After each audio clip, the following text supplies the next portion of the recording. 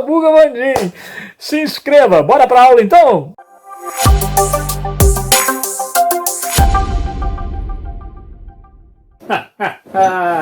Muito bem. Olha a gente aí, hein? Na última aula. Com a nossa lousa digital interativa. Totalmente de LED, hein? Ultra tecnologia, fala a verdade. O que a gente está fazendo aqui? Eita, nós estamos tentando nos desincumbir de uma missão. Fazer a introdução ao conteúdo chamado História. É verdade. Bom, talvez você não goste da disciplina, talvez você até goste, ou nem sabe que gosta, e é por aí afora, hein? Pois é, tem para tudo. Tem para todos os gostos. Tem para quem gosta, para quem não gosta, para quem nem sabe se gosta. A história está aí, faz parte do dia a dia. Agora, independente dos gostares ou não gostares, o que a gente tem que prestar atenção? Caramba, é que ela é uma disciplina que será cobrada de você. Vai fazer um vestibular seriado, vai fazer o Enem, concurso qualquer? Pô, gostando ou não gostando, a história tá lá. É igual aquela sua prima, não é? Às vezes você nem gosta dela, mas domingo ela vai lá almoçar na tua casa. Vai fazer o quê? Vai mandar a menina embora? Não pode, hein? Não pode. Então a gente está aqui tentando apresentar alguns aspectos da história sobre os quais alguns já até pensaram, refletiram. Outros nunca nem pararam para pensar. Bora tentar? Então, nesse início nosso, a gente vai estar conversando sobre o quê, Vandinho? Introdução à história. Eita! Vamos dar um conceito, então? Caramba, olha, essa coisa de dar conceito, já vou logo lhe dizer, não significa que só existe esse conceito. Porque daqui a pouco você tem uma menina meio doida que fala assim, mas no meu livro estava diferente. Mas lá no site que eu pesquisei tinha outro conceito. Caramba, esses conceitos, minha filha, eles são polissêmicos. O trem tá escorregando aqui, olha só, olha aí, quem sabe faz ao vivo, ô louco, meu. Tá vendo? Aí a gente põe um papel higiênico, sempre tenha um à mão, porque ele evita que o seu celular fique deslizando, tudo bem? Olha aí o Vandinho, Mr. M, contando segredos para você. Então bora lá. Vamos lá. Tem um monte de conceitos sobre história, correto? Eu vou trabalhar com um deles, sem neura. Você não tem que decorar conceito, mas é só para fazer aquela aberturazinha. Tranquilo? Olha a lousa digital interativa. Tá lá escrito, ó. Ela é uma ciência, beleza? Se é ciência, então não é um blá blá blá. Se é ciência, não é palpite, hein? Se é ciência, significa que é infalível. Não, Vandinho, aí também não. Aí pegou pesado. Ciência não quer dizer que é infalível. O que a gente quer dizer quando chama uma coisa de ciência? Bom, a gente quer dizer que ela enquadra-se num protocolo mínimo de método, de pesquisa, de seriedade, de aprofundamento. Então tem que ter critério. Esses critérios têm a ver com o logos, com a razão. História não é um blá blá blá. Não é assim, qualquer pessoa faz. Como biologia também não é, como física também não é. O conceito está na nossa vida. Agora, o trabalho de quem vai fazer química, ele envolve método, critério, beleza? O historiador também tem critério, tem método. Tá, Vandinho, mas você citou química. O químico, ele vai lá no laboratório, ele mexe no tubo de ensaio. Pois é uma ciência da natureza. A metodologia é diferente da história, que é uma ciência humana. Assim reconhecida desde o século XIX, com muito preconceito na comunidade científica, como toda ciência humana. Há aqueles que vão dizer, não sei não, hein? Não sei. Isso é ciência? Sei lá. Como é que o cara vai saber, pô? Como é que vivia um faraó lá no Egito? Só com base nesse caco de cerâmica dá para concluir isso? Pois é. Nessa introdução à história, a gente vai conversando aos pouquinhos. Essa é uma sopa que se toma, como toda sopa, pelas beiradas. Tem muita conversa aí pela frente, não se apavore não. Vamos lá, de volta ao conceito.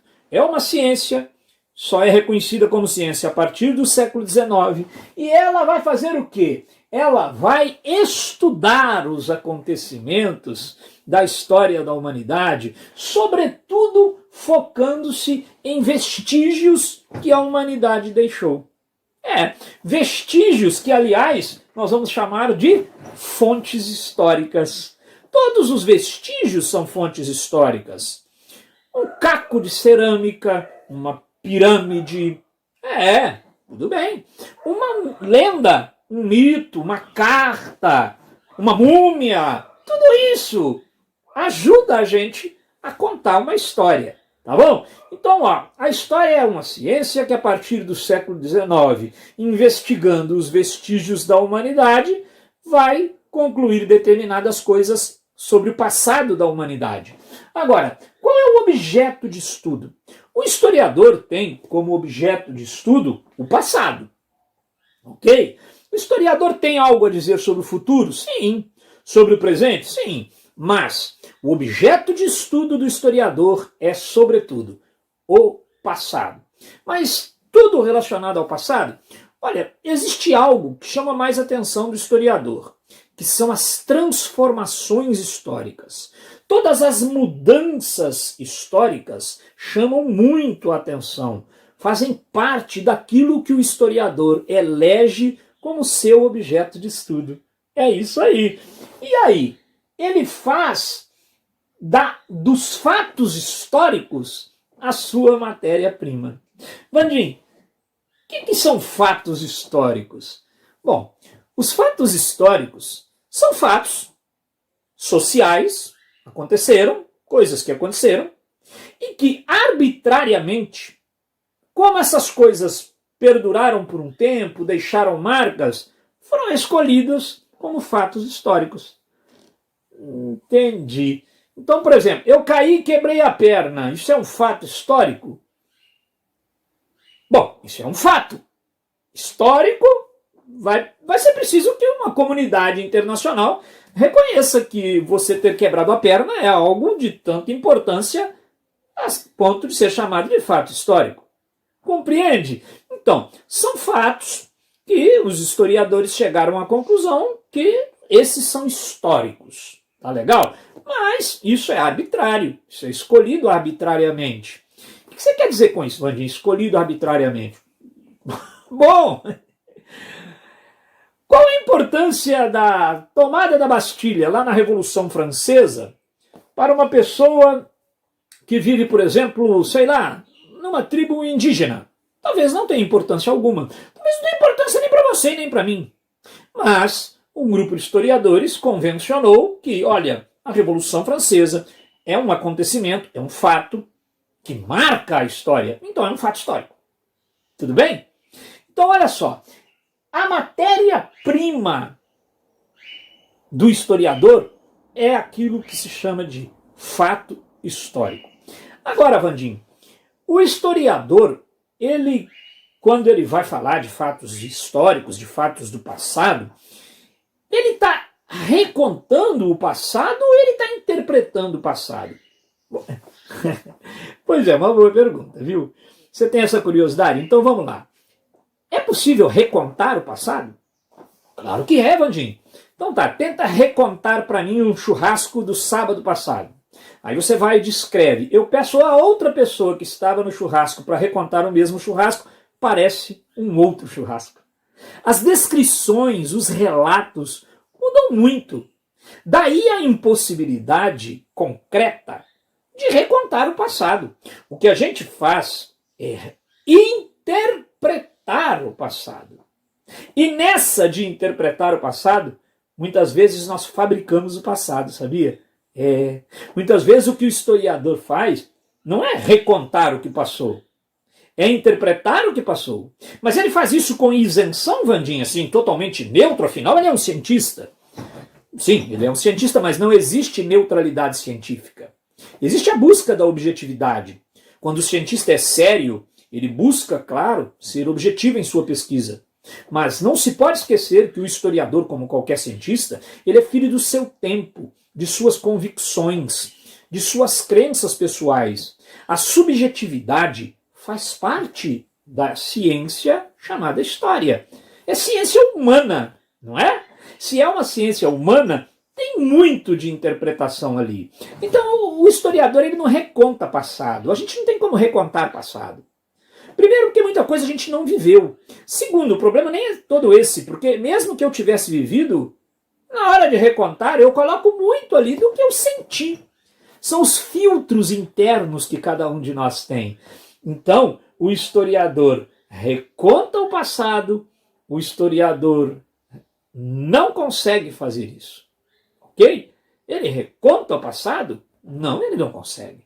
Ele interpreta o passado e nessa de interpretar, ele muitas vezes acaba fabricando. A gente já engoliu tantas versões, tantas interpretações, que muitas vezes a gente passa a ter uma determinada visão de mundo. Ok? E é assim que funciona mesmo. A gente vai tendo visões de mundo moldadas por aquilo que outros interpretaram antes de nós. É isso aí. Bom, a gente já falou que é preciso, portanto, fazer uma grande diferença entre relato e fato. O que eu estou relatando aqui é a Revolução Francesa. Agora, como a Revolução Francesa de fato foi, aí não dá para saber. Entendeu? O que eu estou relatando aqui para vocês é o churrasco lá na casa da minha avó sábado passado. Agora, talvez o meu primo faça um relato de outro jeito. O churrasco foi bom para mim, foi péssimo para ele. Entende? Então, é inegável que a bomba atômica caiu sobre Hiroshima e Nagasaki. Inegável. Agora, o relato é que eu tenho que estar atento. Relato e fato são duas coisas distintas. Beleza? Então, o que o historiador faz? Ele vai debruçar-se sobre a fonte histórica, que pode ser um mito, uma lenda, um caco de telha, qualquer coisa, uma carta. Né? Houve um tempo, inclusive, que achavam, e essa visão felizmente está superada, que as fontes escritas eram as verdadeiras fontes, as mais importantes. Não davam muita bola para outras coisas. Hoje em dia não, a gente considera que toda fonte histórica é importante. Aliás, sem fonte histórica, o historiador não tem nada a dizer. Ele precisa de um elemento, que seja uma ruína, que seja um mito, mas ele precisa de um elemento para começar a trabalhar, para debruçar-se sobre ele e tirar as suas conclusões. Ok? E essas conclusões podem ir mudando ao longo do tempo? Claro que sim. Nunca ouviu falar em revisionismo histórico? Aquilo que se conta hoje de um jeito, muitas vezes daqui a 30 anos pode ser contado de outro jeito completamente diferente. Uma descoberta arqueológica, por exemplo, pode mudar todo um relato histórico. Verdade, Vandinho. Verdade, hein? Verdade. Isso não tira o valor da ciência chamada história, mas a coloca em seu devido lugar. Então, para quem pensava no início dessa videoaula que a história é recontar fielmente o passado tal qual ele foi, você já hoje pensa diferente, espero eu. Você já percebe que há no relato histórico muito de quem está relatando. Com certeza há. Tá legal? Bom, toda fonte histórica precisa ser interpretada. Uma múmia egípcia, por exemplo, ela não foi feita para contar uma história. A múmia egípcia tem um contexto. Agora, hoje eu pego a múmia e a partir dela eu conto história. A carta de Pero Vaz de Caminha, aquela carta que dá conta ao rei de Portugal do achamento do Brasil, ela ficou perdida em bibliotecas, desprezada por séculos, até que alguém encontrou e hoje ela é um documento importantíssimo. Então, há fontes históricas muitas vezes bem debaixo do nosso nariz e a gente não as enxerga como tal. Beleza? Então, olha, começamos a tomar a sopa pela beirada. O que a gente faz agora? Força na peruca. Porque nós estamos precisando, hein? Terminou de assistir? Gostou? Nem doeu, né? Então agora vai lá, se inscreva no nosso canal, espalhe a boa nova, vira e mexe, tem um vídeo novo por aqui. Se não tiver também, não te devo nenhuma satisfação, mas vai entrando aí que aparecem as coisas, tranquilo? Não passa aperto com história não. Vem pro Sabuga Vandim que aqui a gente sabuga. Se não for história, vai ter aqui. Se não for, a gente inventa pra ter aqui também. Abração, hein? Deixa o seu like aí, inscreva-se.